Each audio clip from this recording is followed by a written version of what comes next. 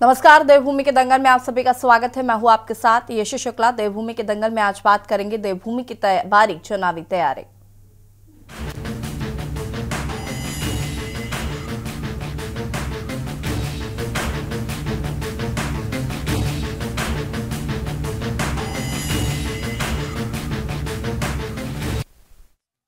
लोकसभा चुनाव नजदीक है। फरवरी माह भी समाप्ति की ओर है। समय बीतने के साथ ही भाजपा, कांग्रेस समेत तमाम राजनीतिक दलों ने तैयारियों को तेज कर दिया है। इसी के तहत कांग्रेस ने प्रत्याशियों पर भी मंथन शुरू कर दिया है। दिल्ली में कांग्रेस की स्क्रीनिंग कमेटी की बैठक आयोजित की गई, जिसमें उम्मीदवारों के नामों पर चर्चा की गई। बताया जा रहा है कि उत्तराखंड की 5 लोकसभा सीटों पर कांग्रेस में करीब 40 दावेदारों के नाम सामने आए हैं। ये नाम प्रत्यक्ष आवेदन, खुली दावेदारी और पार्टी सर्वे के आधार पर स्क्रीनिंग कमेटी तक पहुंचे हैं। वहीं इस बार पार्टी ने उम्मीदवारी जता रहे नेताओं के दावों की पड़ताल कराने का निर्णय लिया है। इसके लिए पार्टी के इंटरनल सर्वे भी किया जा रहा है। वहीं कांग्रेस हाईकमान ने प्रदेश नेतृत्व से सीटवार पिछले आंकड़ों और समीकरणों का विवरण भी मांगा है। अगले सप्ताह होने वाली स्क्रीनिंग कमेटी की बैठक में टिकटों को लेकर स्थिति काफी हद तक साफ हो जाएगी। वहीं भाजपा की बात करें तो नई दिल्ली में पार्टी की राष्ट्रीय परिषद की बैठक हुई, जिसमें पार्टी के शीर्ष पदाधिकारियों के कार्यकर्ताओं को अगले 100 दिन विशेष रूप से सक्रिय रहकर काम करने के निर्देश दिए हैं। 100 दिन की इस अवधि में नए मतदाताओं के साथ ही विभिन्न सरकारी योजनाओं के लाभार्थियों से संपर्क बढ़ाने व समाज के हर वर्ग को भाजपा से जोड़ने के लिए कार्य, इसके साथ ही केंद्र और राज्य सरकार की जन कल्याणकारी योजनाओं का प्रचार प्रसार करने के निर्देश दिए गए। भाजपा पूरी तरह से जीत की हैट्रिक के लिए आश्वस्त है, जबकि कांग्रेस का कहना है कि भाजपा धार्मिक मुद्दों के आधार पर मतदाताओं को असल मुद्दे से भटकाने की कोशिश कर रही है, जबकि महंगाई, बेरोजगारी, अग्निवीर योजना समेत तमाम मुद्दों से जनता नाराज है। ऐसे में जनता 2024 में भाजपा को सबक सिखाने जा रही है। सवाल यह है कि क्या कांग्रेस इन मुद्दों के सहारे जीत का स्वाद चख पाएगी। आज इसी मुद्दे पर चर्चा, उससे पहले रिपोर्ट।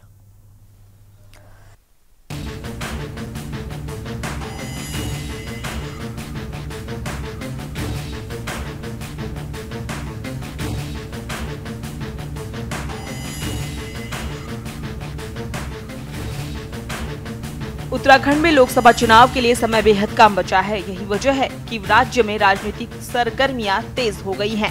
तमाम राजनीतिक दलों ने इस दंगल को जीतने की तैयारी शुरू कर दी है। उत्तराखंड की 5 लोकसभा सीटों में भाजपा कांग्रेस के बीच मुकाबला देखने को मिलेगा। समय नजदीक आने के साथ ही कांग्रेस ने प्रत्याशियों के नामों पर मंथन शुरू कर दिया है।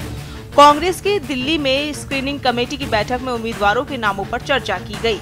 बताया जा रहा है कि उत्तराखंड की 5 लोकसभा सीटों पर कांग्रेस में करीब 40 दावेदारों के नाम सामने आए हैं। वहीं इस बार पार्टी ने उम्मीदवारी जता रहे नेताओं के दावों की पड़ताल करने का फैसला लिया है। इसके लिए पार्टी के इंटरनल सर्वे भी किया जा रहा है। वहीं कांग्रेस हाईकमान ने प्रदेश नेतृत्व में सीटवार पिछले आंकड़ों और समीकरणों का विवरण भी मांगा है। अगले सप्ताह होने वाली स्क्रीनिंग कमेटी की बैठक में टिकटों को लेकर स्थिति काफी हद तक साफ हो जाएगी। वहीं राज्य के क्षेत्रीय दल यूकेडी ने प्रदेश की 5 लोकसभा सीटों में प्रत्याशियों को उतारने का फैसला लिया है। आश्वस्त हैं। अग्निवीर का व्यापक असर है, अंकिता भंडारी का व्यापक असर है, SSSC भर्ती घोटाला, पटवारी पेपर लीक का व्यापक असर है।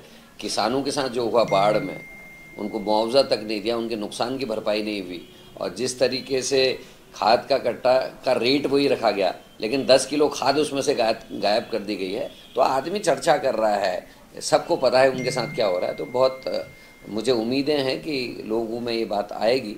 हालांकि बीजेपी मंदिर का मुद्दा, इसका मुद्दा घुमा रही है, लेकिन मंदिर ईश्वर सब जगह है, और राम आज मोदी लेके नहीं आए, राम इस धरती में तब से हैं जब से धरती है। देखिए, कांग्रेस पार्टी कहाँ दौड़ रही है, कहाँ पीछे रह रही है और कहाँ फेल हो चुकी है, ये जनता के सामने उनका पूरा रिपोर्ट कार्ड है।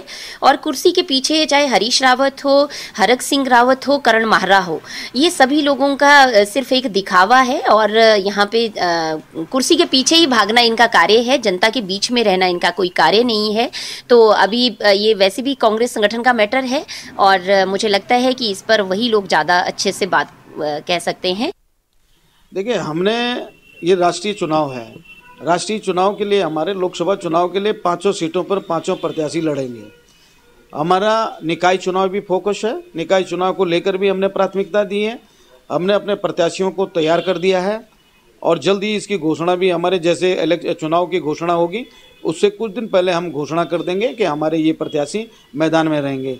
और हम अपने स्थानीय मुद्दों को, जैसे भू कानून हुआ, मूल निवास 1950 हुआ, अस्थायी गैर सैन्य राजधानी हुई, यानी एक समृद्ध राज्य की मांग जो यूकेडी ने की थी, आंदोलनकारियों के साथ मिलकर के आंदोलन किया था, वो शीर्ष पे रह के, तो वो नेतृत्व हम करेंगे। आपको बता दें कि उत्तराखंड की 5 लोकसभा सीटों में भाजपा कांग्रेस सामने सामने है। मौजूदा समय में राज्य की सभी लोकसभा सीटों में भाजपा का कब्जा है।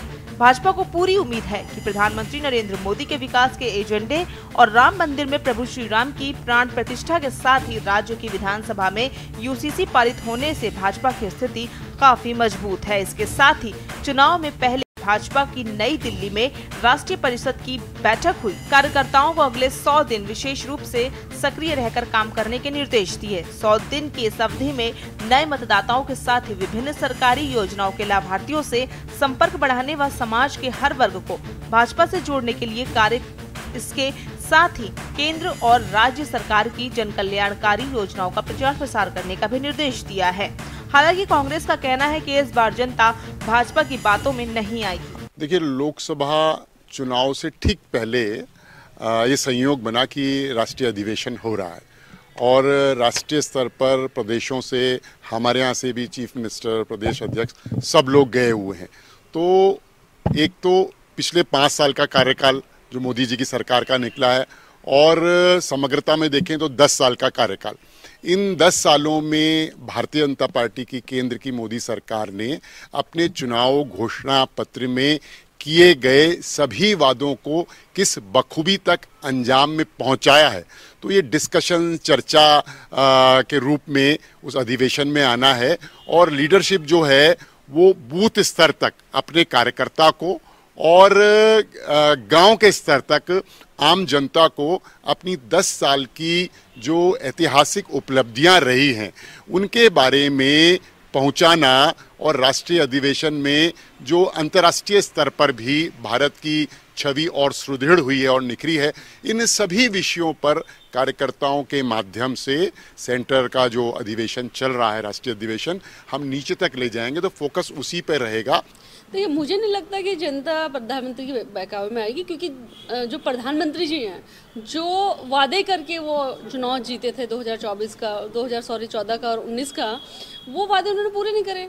आज बच्चों के पास रोजगार नहीं है, महिलाएं इस देश में सुरक्षित नहीं हैं, महंगाई दिन प्रतिदिन बढ़ती जा रही है, स्वास्थ्य सुविधाओं का हाल बदहाल हो चुका है और सरकार मुद्दों पर तो बात ही नहीं कर रही है। सरकार धर्म, मंदिर, मस्जिद, इसके अलावा आप बता दीजिए मुझे कि वो हमारे युवाओं के लिए, हमारे किसानों के लिए, हमारी महिलाओं के लिए किन मुद्दों पे बात कर रही है। तो मुझे नहीं लगता है कि बार बार प्रधानमंत्री इस चीज़ में सफल हो पाएंगे कि वो लोगों को बहकाएं और लोग उनको वोट करेंगे। कुल मिलाकर चुनाव के लिए समय बेहद कम है। यही वजह है कि राज्य में राजनीतिक कार्यक्रम तेजी से हो गए हैं। चुनावी तैयारियों के लिहाज से बीजेपी अपने विरोधी दलों से काफी आगे है। सरकार से लेकर संगठन तक चुनाव की तैयारियों को धार देने में लगे हुए हैं। भाजपा का दावा है कि राम मंदिर, यूसीसी और विकास की दर में 400 से ज्यादा सीटें जीतकर भाजपा हैट्रिक मारेगी, जबकि कांग्रेस का दावा है कि बेरोजगारी, महंगाई समेत विभिन्न जन समस्याओं से परेशान जनता भाजपा को सबक सिखाने वाली है। अब देखना होगा कि 24 का दंगल किसको जीत का स्वाद चखाता है और किसको हार का सामना कराता है। Uttarakhand desk report. जी हाँ, तो लोकसभा चुनावों के लिए सभी राजनीतिक दल अपनी अपनी तैयारियों में जुट गए हैं। फिलहाल 2024 में कौन जीत का स्वाद चखेगा ये तो देखना होगा और चर्चा को हम आज इसी पर हम चर्चा भी करेंगे और बात कर रहे हैं होने वाले लोकसभा चुनावों को लेकर, राजनीतिक दलों की तैयारियों को लेकर। जहां एक और कांग्रेस का मंथन दिल्ली में जारी है तो वहीं बीजेपी भी लगातार जीत की हैट्रिक का दावा कर रही है। इसमें क्या कुछ तैयारियां हैं, किस तरीके से राजनीतिक दल इस पर अपनी अपनी तैयारियां कर रहे हैं, सीटों का बंटवारा, तमाम चीजें उसी पर आज हम चर्चा करेंगे। मेहमान हमारे साथ जुड़ चुके हैं, हमसे आपका परिचय करा देते हैं। नवीन पिछवाले जी प्रदेश प्रवक्ता बीजेपी से हमारे साथ जुड़ चुके हैं। आशीष नौटियाल जी प्रदेश प्रवक्ता कांग्रेस से हमारे साथ जुड़ चुके हैं। उमा सिसोदिया जी पूर्व प्रदेश उपाध्यक्ष आम आदमी पार्टी से हमारे साथ जुड़ चुके हैं। पीसी थपलिया जी वरिष्ठ नेता यूकेडी से हमारे साथ जुड़ चुके हैं और सुभाष झा जी हमारे वरिष्ठ पत्रकार हमारे साथ जुड़ चुके हैं। आप सभी का बहुत बहुत स्वागत है। सबसे पहले शुरुआत आशीष नौटियाल जी, कांग्रेस भी अब चुनावी तैयारियों को धार देने में जुट गई है। दिल्ली दौड़ शुरू हो गई है, टिकट पाने की जो लालसा है वो लोगों में साफ तौर पर नजर आ रही है। फिलहाल कांग्रेस किस तरीके से ओवरऑल लोकसभा की तैयारियों को लेकर तैयारियां चल रही हैं, उस पर मैं चाहूंगी कि जरा जानकारी साझा करें। अनम्यूट कीजिएगा। अनम्यूट है मैडम। हाँ जी कंटिन्यू करें प्लीज। हाँ जी कांग्रेस पार्टी का मैडम अपना वॉर रूम तैयार हो गया है, उसमें पूरा काम चल रहा है। बूथ स्तर तक के कार्यकर्ताओं से बात करी जा रही है, रोज फोन में बात कर रहे हैं, सबके संपर्क में है, सबको प्रोग्राम दिया जा रहा है और हर तरीके से कांग्रेस पार्टी जो है तैयार है जनता के बीच में अपने मुद्दों को पहुंचाने के लिए। किन मुद्दों पर कांग्रेस पार्टी चुनाव लड़ेगी और निश्चित ही कांग्रेस पार्टी का जिस तरह से अभियान चल रहा है, ठीक है, एक बात है भाजपा दिखाती जाता है करती कम है, पर कांग्रेस धरातल में करके दिखाएगी और इस बार चुनाव में निश्चित ही हम लोग जीतेंगे, हमें इसका पूरा विश्वास है। बिल्कुल, 5 सीटें 40 दावेदार, कठिन परीक्षा तो हाईकमान की भी है। नहीं, अब देखो भाजपा वाले बोल रहे थे हमें दावेदार नहीं मिल रहे हैं, यहाँ दावेदार इतने बैठे हैं, दावेदार तो 40 तो दिख रहे हैं, कुछ ऐसे भी हैं जिनके नाम मिडल होते हैं, तो दावेदार बहुत हैं, कार्यकर्ता भी तैयार हैं, सबका मनोबल पूरे हाई लेवल पे है। बस पार्टी घोषणा कर दे किसको टिकट मिलता है, सब लोग उसके साथ लग पड़ेंगे और निश्चित ही हम लोग चुनाव में जीतेंगे। और कहते हैं दूध का जला भी छाछ भी फूक फूक कर पीता है, तो ऐसे में इस बार इंटरनल सर्वे भी कराए जा रहे हैं दावेदारों के, कौन कितना काबिल है, इसका टेस्ट भी एक चल रहा है अंदर ही अंदर। बिल्कुल मैडम, हर तरीके से पार्टी निरीक्षण परीक्षण जो भी होता है सब करने के बाद ही एक अच्छा कैंडिडेट देगी जो समाज हित के लिए काम करेगा, बेदाग कैंडिडेट होगा, अच्छा कैंडिडेट होगा और निश्चित ही हम लोग सब मिलकर साथ में लगेंगे और इस बार 5 सीट जीतने का पूरा हम लोग दम रखते हैं और करेंगे भी। ठीक है नवीन जी, अगर हम बात करें कांग्रेस की, तो कांग्रेस तो तैयारियां कर रही है, बीजेपी हालांकि तैयारियों में थोड़ी आगे है, लेकिन अभी जैसे कि आशीष जी ने कहा कि हमारे पास दावेदार हैं, बीजेपी तो कहती कैंडिडेट ही नहीं है, सब बीजेपी में चले गए हैं, लेकिन उनके पास तो दावेदार हैं। 40 दावेदारों में 5 सीटों के लिए 5 टिकट की जरूरत पड़ेगी, 5 लोगों की जरूरत पड़ेगी।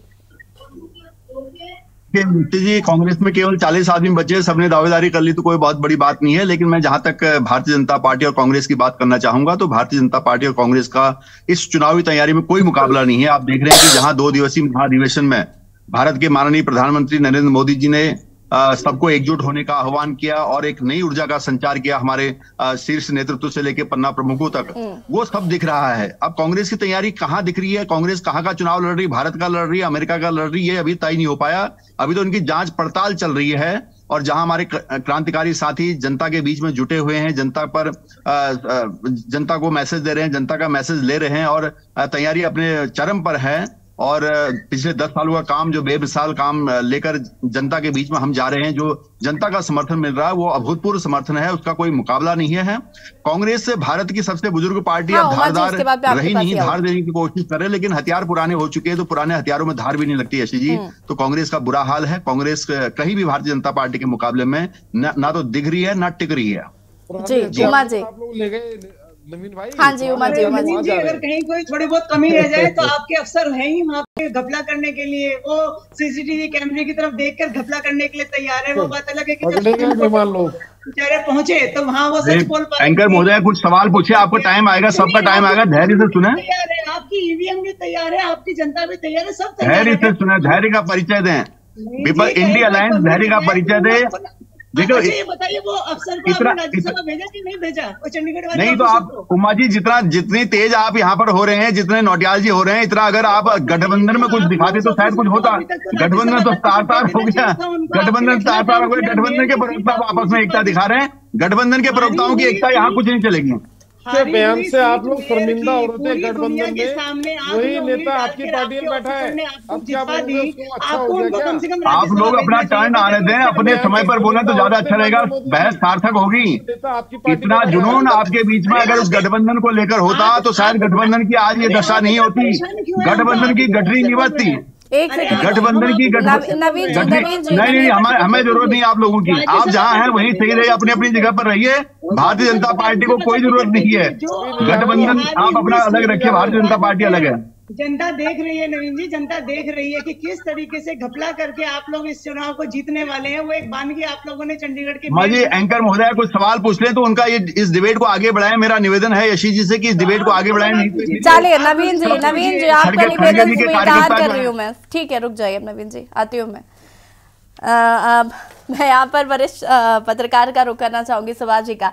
सुभाष जी, पीसी थपलियाल जी मैं आपके पास आऊंगी, लेकिन उससे पहले वरिष्ठ पत्रकार की टिप्पणी इस पर ज्यादा जरूरी हो जाती है, क्योंकि जिस तरीके से अभी उमेश सिसोदिया जी ने कहा कि किस तरीके से चुनाव जीतना है, उसको लेकर विपक्ष अब कहीं ना कहीं हमलावर हो रहा है। विपक्ष काफी मुखर है ईवीएम को लेकर भी, साथ ही साथ जो हो रहा है उन तमाम गतिविधियों को लेकर भी, और जो वॉशिंग मशीन वाला एजेंडा है उसको लेकर इससे पहले कई बार विपक्ष इस बात को कह चुका है। लेकिन इंडिया अलायंस का भी मैं चाहूंगी कि आप जरूर जिक्र करें, क्योंकि जो एकजुटता की बात कही जा रही थी वो एकजुटता कहीं ना कहीं खंडित होती हुई नजर आ रही है क्या?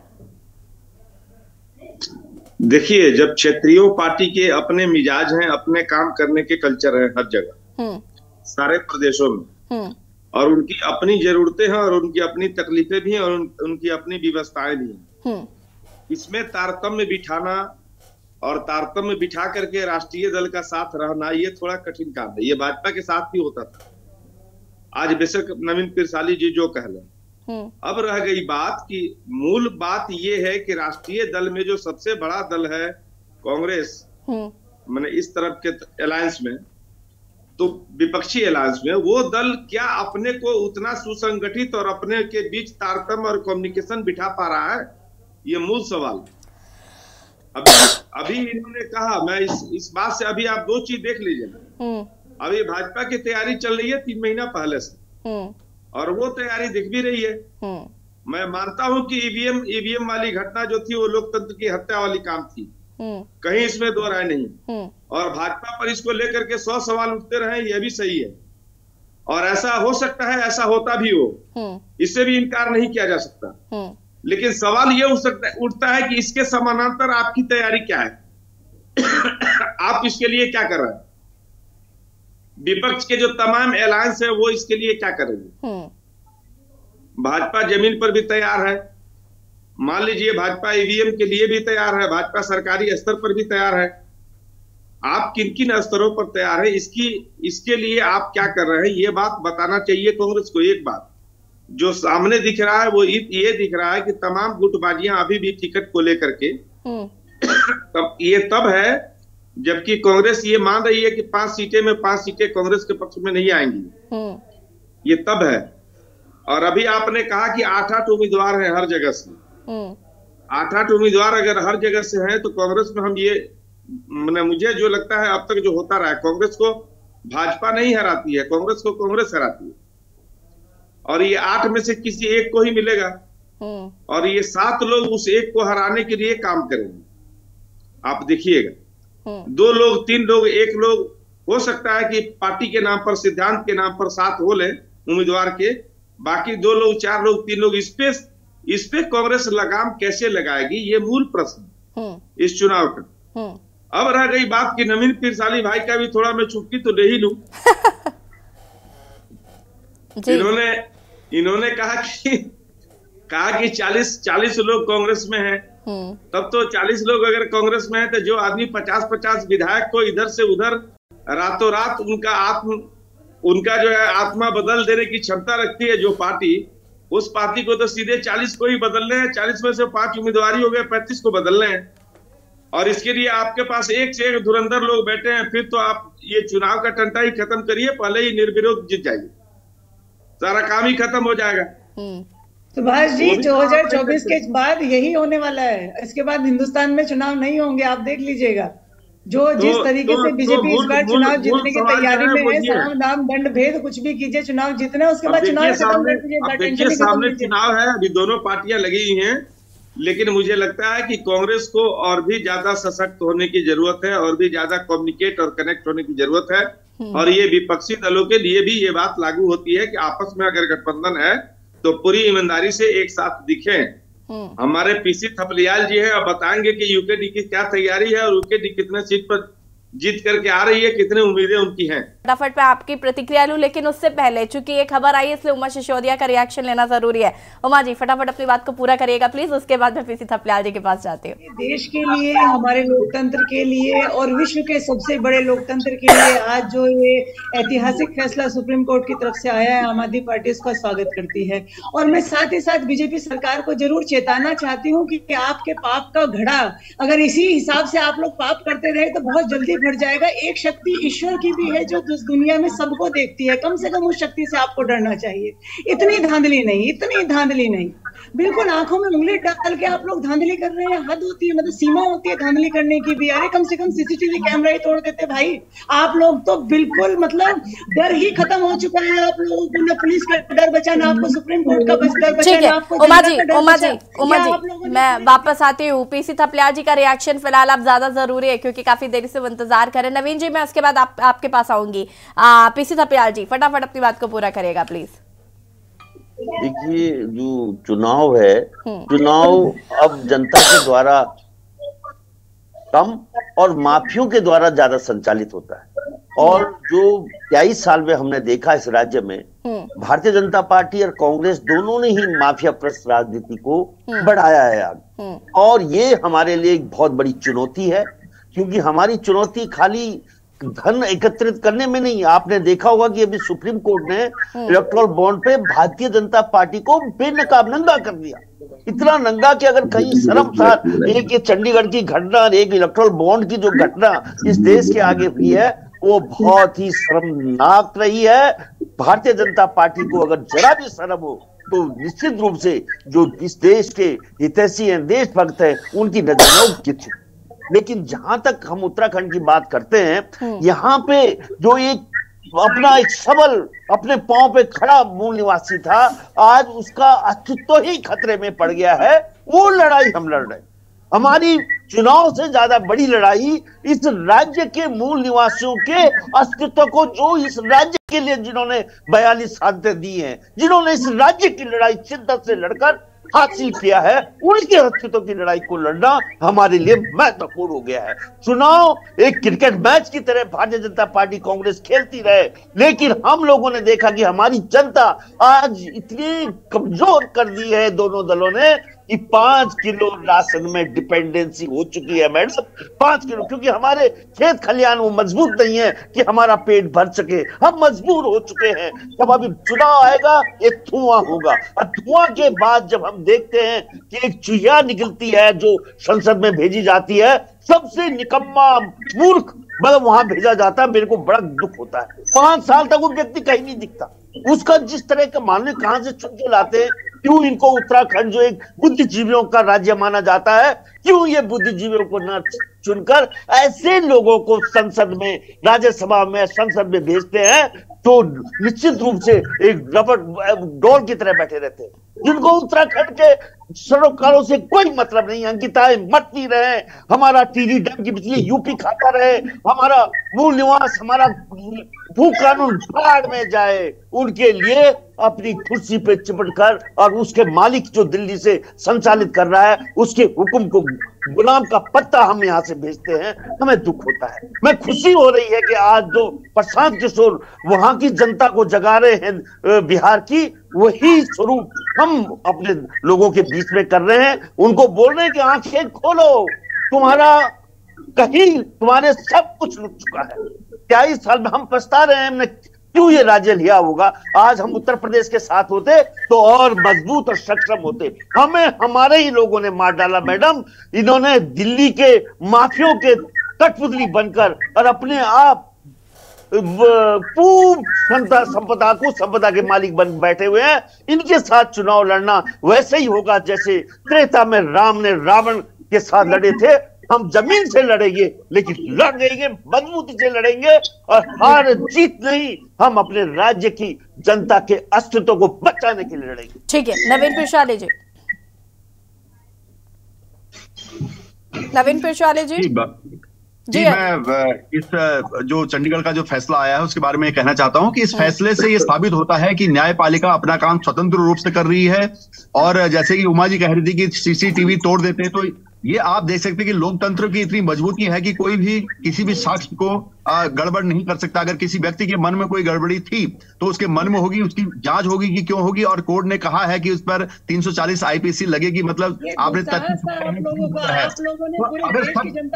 अगर सारी चीजें सुनिए जरा, जब सारी चीजें इस देश में सही काम कर रही है, आप लोगों आप सुनिएगा, इस बात को सुनिएगा। इस देश में सारी चीजें अपनी अपनी जगह सब काम कर रही है, ये फैसला इस बात का साक्ष्य है। और सीबीआई हो चाहे ईडी हो चाहे वो न्यायपालिका हो, सब स्वतंत्र है। सरकार ने किसी पर कोई बंदिश नहीं लगाई है और न सरकार लगाने वाली है। ये इस बात का सबूत है, इस बात का सबूत है। इस बात को आपको समझना होगा कि लोकतंत्र कितना मजबूत हुआ है। माननीय मोदी जी के नेतृत्व में, भारतीय जनता पार्टी की सरकार के नेतृत्व में लोकतंत्र इतना मजबूत है कि आज कोई व्यक्ति अगर कुछ अपने मनसा से करना चाहेगा तो कोई गड़बड़ी नहीं कर सकता, कोई भी गड़बड़ी नहीं कर सकता। गड़बड़ी करने वाले कोई भी व्यक्ति हो, किसी भी दल का व्यक्ति हो, एक एक करके नवीन प्रसाद जी और उमा जी प्लीज एक एक करके। नवीन जी अपनी बात को पूरा करिए, उसके बाद उमा जी मैं आपके पास आती हूँ। प्लीज एक एक करके बात करिए। विश्व का सबसे बड़ा संगठन कहती है वो आज देखिए उमा जी, आपको इस बात को मानना होगा कि माननीय मोदी जी के नेतृत्व में इस देश में सभी एजेंसियां, न्यायपालिका, कार्यपालिका सब अपना काम बखूबी कर रहे हैं। और जहां पर जो गड़बड़ी हो रही है वहां वो उजागर होगी और उसको सजा दी जाएगी, उसको सजा दी जाएगी। लेकिन बीजेपी का ये दावा है कि इस बार 400 पार, इस पर क्या कहना चाहते हैं? बीजेपी चाहे तो जितने सीटें नहीं है उससे ज्यादा पार कर दे। इन लोगों पे दिमाग तो है नहीं, तो उतने तो कैंडिडेट नहीं उठाए इन्होंने जितने 400 पार, 400 कैंडिडेट भी नहीं उठाए इनके। 400 पार कहाँ जाओगे? और आपने वहां क्या हाल करा राजस्थान, अभी वहां का दिखा रहे थे हम लोग चंडीगढ़ का। बताएं, इतने बेईमान लोग हैं, राजनीतिक बेईमान अगर कोई पार्टी है तो भारतीय जनता पार्टी। शर्म नहीं है आंखों में कि कितना बड़ा तुमने घटना को अंजाम दिया, लेकिन 1% शर्म नहीं है। नौटियाल जी, राजस्थान की बात भी कर दो, 500 कार्यकर्ता नहीं कर पाए आप। से फैसला आया, आप बताएं किसके लिए किया उस आदमी ने जिसने बेईमानी की, वो बेईमानी आखिर हुई किसके लिए? भारतीय जनता पार्टी के लिए उसने बेईमानी करी है। और क्यों करी है उसने? उसके घर का कुछ लगता है क्या? आप देखिए मैडम, वो तो हमारे जज साहब है चंद्रचूड़ जी, जो इनके आगे नहीं चल पा रहे, जिनके आगे जो है इनकी नहीं चल पा रही। नहीं तो ये बेईमान तो किसी को भी खरीदने की हिम्मत रखते हैं। आप देखिए लोकतंत्र की हत्या कर रहे हैं, कितनी बड़ी लोकतंत्र की हत्या चंडीगढ़ के अंदर करी। और मैडम अगर सही रहा, ऐसे ही चलता रहा तो 2024 में भी लोकतंत्र की हत्या करके देश को बर्बाद करने का काम करेंगे। अगर कोई देश के लिए अच्छा करता तो हम दिल से समर्थन करते, हम पार्टी से हटके समर्थन करते और हम बोलते कि भारतीय जनता पार्टी होनी चाहिए। पर जब हमें दिख रहा है, क्योंकि हम सोचते समझते और देखते हैं, हमारे अंदर भगवान ने शक्ति दे रखी है, किसी की चमचागिरी फ्री फंड में नहीं करते हम। अगर ये मेरी पार्टी होती, भारतीय जनता पार्टी की जगह कांग्रेस पार्टी होती और कांग्रेस पार्टी ने ऐसा किया होता तो मैं आज इस्तीफा देके आ जाता। इस तरह की बेईमान पार्टी जो इस तरह से चुनाव जिता रही है, किस तरह आप लोग काम कर रहे हैं? देश का लोकतंत्र खतरे में है। नवीन जी इशारों में आशीष जी कुछ कह रहे हैं। भारतीय जनता पार्टी फिर दोबारा गलती से भी नहीं जीतनी चाहिए देश के अंदर। मैं देश की जनता को आपके चैनल के माध्यम से बोलना चाहूंगा, समझो और पहचानो। देखिए मैं कह रहा हूँ ना, ये खड़गे जी के कार्यकर्ता हैं, राजनीति के लिए किसी को नहीं छोड़ेंगे। खड़गे जी के कार्यकर्ता बहुत खड़क रहे हैं। खड़गे जी के कार्यकर्ता खड़क रहे हैं। वो गाड़ी आएगी पकड़ने वाली, तभी जाके कुछ इलाज हो पाएगा, इसके बिना इलाज नहीं है। आप लोग मोदी जी के चमचे हैं, पकड़ने वाली गाड़ी चाहिए इनको। कार्यकर्ता है, आपने चलो सम्मान से खड़गे जी के कार्यकर्ता बहुत खड़क रहे हैं, आप चमचे होने की कोशिश कर रहे हैं, लेकिन दम बिल्कुल भी नहीं है। गलत को गलत, गाड़ी जब आएगी पकड़ने वाली तो अपने आप मिलते हैं क्या आप लोगों को? सुभाष झा जी अंतिम प्रतिक्रिया आपकी लूंगी मैं इस पूरे मुद्दे पर। सुभाष जी, हाँ, अंतिम प्रतिक्रिया आपकी लोकसभा चुनावों की तैयारियों को लेकर भी, और ये जो प्रकरण आया इस पर भी आपकी टिप्पणी। अभी 3 बातें सामने आई हैं, आपको अभी ध्यान में आकृष्ट करना चाहता हूँ। एक तो हमारे पीसी थपलियाल जी ने कहा कि हम लोग यूपी में ही थे, बहुत अच्छे थे। हाँ। ये बातें उन दिनों जो लोग कह रहे थे उनकी बात ये मानने को तैयार नहीं थे। ये बात कोट किया जाना चाहिए कि यूकेडी आज पछता रही है कि वो यूपी में क्यों नहीं है। एक बात। दूसरी बात, जो सिसोदिया जी को देखिए, आज की पार्टी जो है वो सिसोदिया जी की पार्टी है। तो आज तो सिसोदिया जी का समय बनता है। अब रह गई बात, जहां तक अब मैं आता हूं, जरा गंभीर मुद्दों पर आ जाऊं। ये बहुत बड़ी बात है। गनीमत ये है कि सुप्रीम कोर्ट ने ये फैसला 10 से 15 दिन के भीतर सुना दिया। नहीं तो संभव था ये मामला 5 साल तक खिंचता और तब तक सारा कुछ हो चुका होता और उसके बाद फैसले आकर के कोई नतीजे नहीं निकलते। अक्सर चुनाव में भी बेईमानी के फैसले ऐसे ही आते थे और आते रहे हैं। अब रह गई बात कि ऐसे रिटर्निंग ऑफिसर के पास ऐसा होना चाहिए इनको सजा कि पूरे देश के लिए ये नजीर बन जाए और रूह कांपे किसी रिटर्निंग ऑफिसर को किसी पार्टी के लिए काम करते वक्त उसको ये समझ में आ जाए कि हम ऐसा करेंगे तो हमारी बोटी बोटी खींच ली जाएगी। इन्होंने वो काम किया है। और अभी हम नवीन पिरसाली भाई पर भी कहेंगे कि उनसे थोड़ी सी चुटकी में ले लूं, इनके यहाँ जो भी होता है, जैसे अभी इन्होंने कहा हमारे भाजपा के प्रवक्ता महोदय ने कि वो व्यक्तिगत उसका जो है ऐसा स्वभाव था या उनकी व्यक्तिगत गलती थी, उन्हें ऐसा नहीं करना चाहिए था। तो दरअसल होता क्या है कि जब भी चोरी पकड़ी जाती है भाजपा की या सरकार की, नहीं हम तो अभी भी कह रहे जांच होनी चाहिए। हम आपके शाह साहब हम आपकी बात में बिल्कुल सहमत हैं कि अधिकारी जो होती है को ऐसी सजा मिलनी चाहिए कि नजीर बन जाए। चलिए सुभाष जी, वो गलती जो होता है वो व्यक्तिगत होता है, लेकिन बाकी जो जितने सही काम होते हैं वो सब मोदी जी की प्रेरणा से होता है और भाजपा के कारण होता है, वो उनकी पार्टी की मजबूती के कारण होता है। ठीक है, इसको ऐसे समझिए। अभी जो गलती हुई, जो चोरी पकड़ी गई, वो उस व्यक्ति के कारण हुआ था, और यही जो तमाम सरकारें बदली गई वो मोदी जी की प्रेरणा से सबके आत्मा बदल गए थे, सारे विधातों के राते रात, और सरकारें बदल गई थी।